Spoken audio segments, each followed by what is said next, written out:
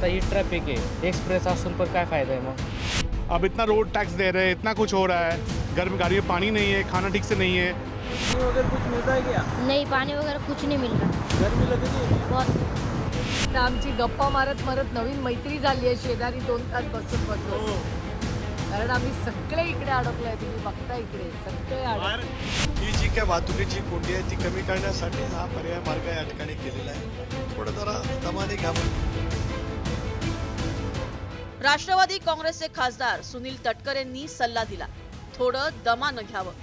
दमानं कोणी घ्यावं तर जे प्रवासी सकाळी 6 वाजल्यापासून दुपारी 3 वाजेपर्यंत वाहतूक कोंडीत अडकले होते. ज्या प्रवाशांनी प्रचंड उन्हात तब्बल 9 तास काढले त्यांनी दमानं घ्यावं अशी खासदारांची अपेक्षा आहे. वाहनांच्या लांबच लांब लागलेल्या रांगा, आजूबाजूला ना पाणी होतं, ना खाण्याचं साहित्य, ना स्वच्छतागृह. प्रचंड उष्णतेमुळे अनेक वाहनं बंद पडली होती. छोटी मुलं आणि वृद्धांचे प्रचंड हाल झाले. तरीही खासदार सुनील तटकरे म्हणतायत थोडं दमानं घ्यावं. अर्थात त्यांचंही बरोबर आहे, कारण तटकरे साहेबांना काही उन्हाचे चटके बसले नव्हते. त्यामुळे फुकटचा सल्ला द्यायला तटकरे साहेब मोकळे होते. आता ही वाहतुकीची कोंडी गेले काही वर्ष सतत सुरू आहे आणि म्हणूनच ती वाहतुकीची कोंडी दूर व्हावी म्हणून हा मिसिंग लिंकचा महत्वाकांक्षी प्रकल्प, देशातील सर्वाधिक उंचीचा प्रकल्प, उंचीचा पूल असलेला प्रकल्प, देशातील सर्वात रुंद असलेला बोगदा हे वैशिष्ट्य आहे.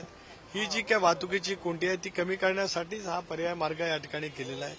थोडं जरा दमाने घ्यावं. आज संध्याकाळपर्यंत सगळं ट्रॅफिक खुली झालेली आहे. खासदार सुनील तटकरेंचा दमानं घेण्याचा सल्ला वाहतूक कोंडीत अडकलेल्या प्रवाशांना पचनी पडला नाही. कारण पहाटेच घरातून निघूनही प्रचंड उन्हात अडकण्याची वेळ त्यांच्यावर आली होती. खाली तापलेला रस्ता, तापलेली कार आणि प्रचंड ऊन यामुळे प्रवाशांच्या संतापाचा कडेलोट झाला. आज सुद्धा तीच परिस्थिती आहे. तिकडे मिसिंग लेनचं जे काही ओपनिंग किंवा VIP मुव्हमेंट्स असतील, पण कल्पनाच नसल्यामुळे कुठल्याही प्रकारची पूर्वतयारी नाहीये. लहान मुलं आहेत गाडी. आज तुम्ही आले तर लहान मुलं आहेत, मग पाण्याचं वगैरे कसं काय? आता गाडीमध्ये जे आम्ही सोबत घेऊन आलो होतो तेवढा पुरवठा आहे, पण आता हे किती वेळ थांबवणार आहेत काय आहे कुठलीच माहिती पूर्वकल्पना नसल्यामुळे तशी तयारी करून तर आम्ही आलेलोच नाही. सुबह ट्रैफिक देख करके आए थे कि हमें लगा था कि सब कुछ क्लियर हो जाएगा और ये भी नहीं मालूम था कि मिसिंग लिंक आज नहीं खुल रहा है. तो हम लोग खुश थे कि शायद अब ये प्रॉब्लम सॉल्व हो जाएगा, लेकिन आज उससे बड़े प्रॉब्लम हो गए. अब ना हम आगे जा पा रहे हैं ना हम पीछे जा पा रहे हैं और अब पता नहीं अब कितने देर तक यहाँ पर हम लोग खड़े ही रहेंगे और हमें आगे फ्लाइट भी पकड़नी थी. मुंबई पुणे एक्सप्रेसवेवरील वाहतूक कोंडीचा फटका खासदार सुप्रिया सुळेंनाही बसला. मुंबईहून पुण्याच्या दिशेनं जाताना सुप्रिया सुळे वाहतूक कोंडीत अडकल्या. सुप्रिया सुळेंनी इतर प्रवाशांसोबत संवाद साधत त्यांचा अनुभव व्हिडिओच्या माध्यमातून सर्वांना ऐकवला. नमस्कार. गेले 2 तास आम्ही सगळे खूप ट्रॅफिकमध्ये अडकलेलो आहे. सकाळी आम्ही 7 वाजता निघालोय ठाण्यावरनं. आता आमची गप्पा मारत मारत नवीन मैत्री झाली आहे शेजारी 2 तास बसून बसून. कारण आम्ही सगळे इकडे अडकलोय, तुम्ही बघता इकडे सगळे महाराष्ट्र अडकले. दिवस स्पेशल. जय महाराष्ट्र. कितना टाइम, किती वेळ अडकलाय?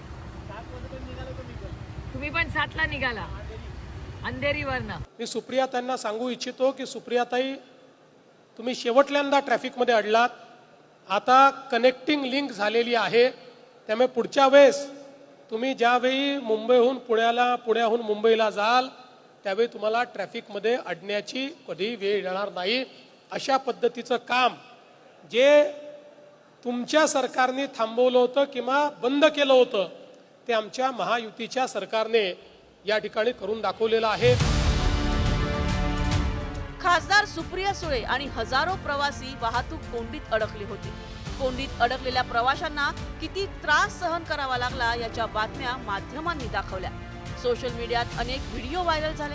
या सर्वांची मुख्यमंत्री देवेंद्र फडणवीस यांनी दखल घेतली. खरं म्हणजे मला आज मुंबईहून पुण्याकडे जाणाऱ्या प्रवाशांची माफी मागायची आहे की त्यांना आज ट्रॅफिक जामचा सामना करावा लागला.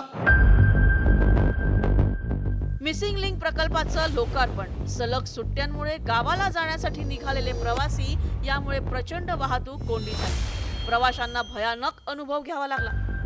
मात्र आता मिसिंग लिंक प्रकल्पामुळे ही शेवटची वाहतूक कोंडी ठरावी आणि पुढील सर्व प्रवास सुखकर व्हावेत अशी अपेक्षा नक्कीच करता येईल. एक्सप्रेस वेवरून गणेश दुडम आणि संतोष दळवीसह संतोष गोरे, न्यूज 18 मराठी, मुंबई.